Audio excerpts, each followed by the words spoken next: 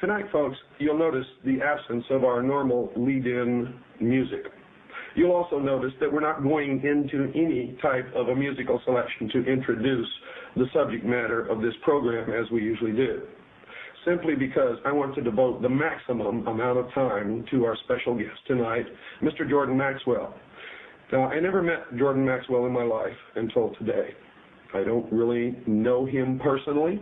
I have been introduced to him circuitously through a bevy of my own personal friends, whom after listening to my lectures, after reading my book, realized that Mr. Jordan Maxwell and I have quite a bit in common.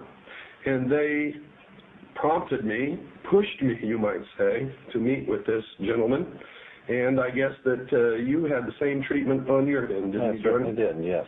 Jordan has a fascinating background. He has paralleled my research in many avenues, in many areas, and has come up with the same conclusions, the same results, the same answers to the questions that I have asked all my life. And tonight we're going to be talking about the answers that he has come up with. But first I'm going to ask him to introduce himself to our listening audience. Jordan? Well, thank you very much for asking me to be here. My name is Jordan Maxwell, as we said. As of 1959, I became very interested in the subject of secret societies and subversive movements. I came about it because of my family. When I was very small, my mother's uncle worked in the Vatican Secretary of State's office as a civilian. And on occasions when he would come back to home to visit, back to this country, he would sit and talk for hours about the intrigue going on throughout the world, behind the scenes of religion and politics and all the nefarious plans that are being fomented by governments and religion, and I became fascinated with this subject. Since then, I have, as I said, since 1959, I have really delved into the subject myself, and I find the more that you find out about this subject, the more you know how much you don't know, because it is an enormous subject that takes in not only the fraternal orders, the secret societies of Freemasonry, the occult societies going back into the most ancient world, going back to pre-Sumerian, and those symbols and emblems which were used in the ancient world are now even being used in our world, our modern-day world, and we don't even realize it. As a matter of fact, things like the oil companies, the automotive companies, the cigarette companies, use symbols and emblems, and of course in government, national institutions, educational institutions. Our world is filled with symbols, and symbols are like the letters of the alphabet.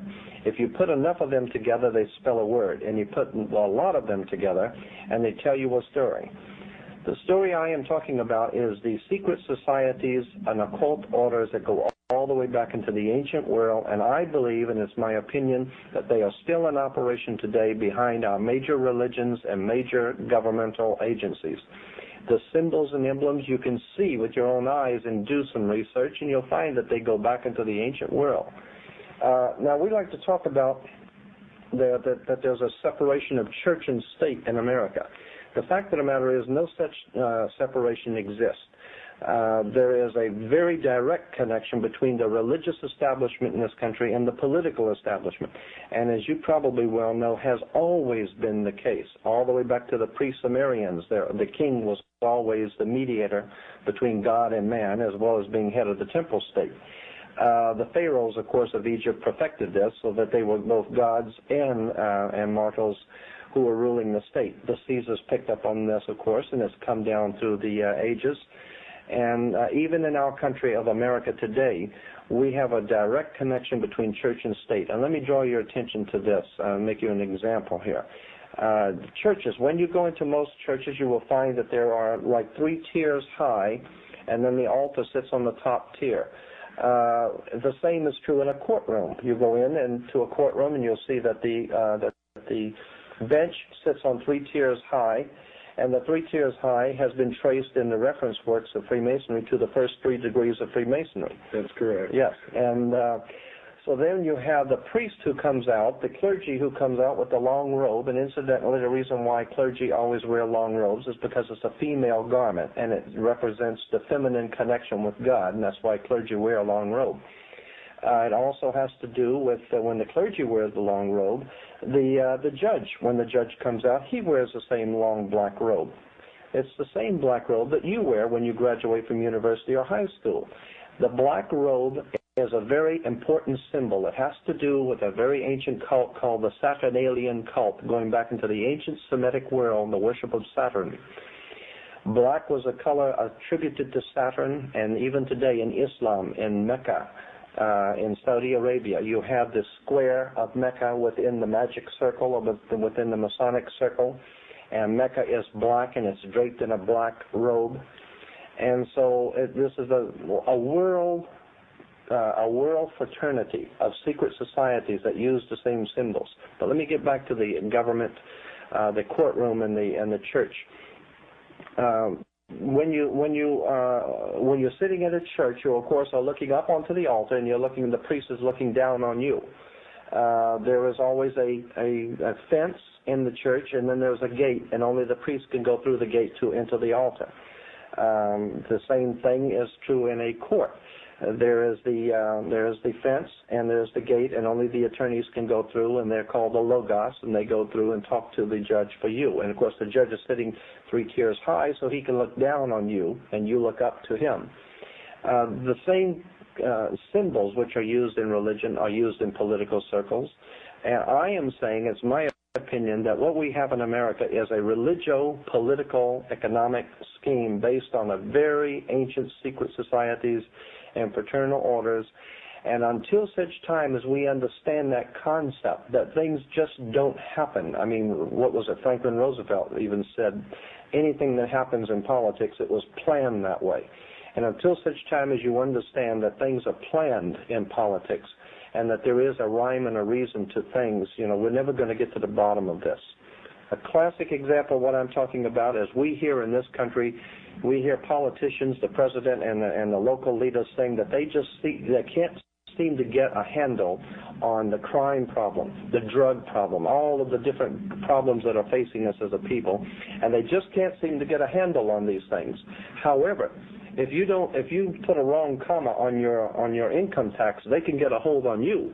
And if you go into the Amazon jungles, they'll follow you, and they will find you. And it may take a while, but they'll spend millions, and they will find you. And they will bring you back here, and they will deal with you in public to show the rest of the people that you can mess around with other people, but you don't mess with the money and the government, okay? So the point I'm making is that if they cannot seem to get a hold on crime, but they can get a hold on you, the question should be asked, how is it that a country 50 years ago, which was a lot less sophisticated, got a hold on Adolf Hitler, and he had a standing army all over the world? They can get a hold on the Soviet national economy and destroy peoples and nations all around the world. They can get a hold on anybody they want, except for the drug trade, except for the crime. And I'm saying that the crime and the drug trade in this country are purposely allowed to exist, and in certain cases even promoted. Because according to the ancient cults of the ancient world, there was a term that has come down to us, and many Freemasons in the audience will readily remember this. According to the ancient cults, there was something called ordo ad chaos in Latin, which meant order out of chaos. Right.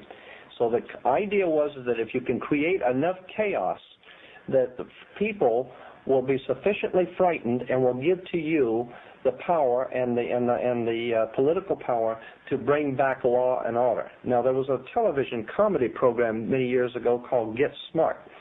Now, when people tell you to get smart, it's implying that you're missing something here. All right, Get Smart.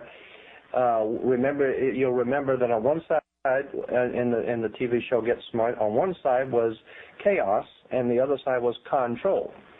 And now I'm saying that's exactly how you get control, by causing chaos. The idea is that if you're going to pull a scam on somebody, you're going to pick somebody's pocket or something, you always have a diversion. You do something to draw the person's attention while you're picking his pocket. If you're going to break out of a prison, you always have the gang fight down at the far end while the guys are crawling out the hole on the other end. The idea is you set up a diversion, you cause chaos, and out of that you can get control, because people will sufficiently frighten people, will give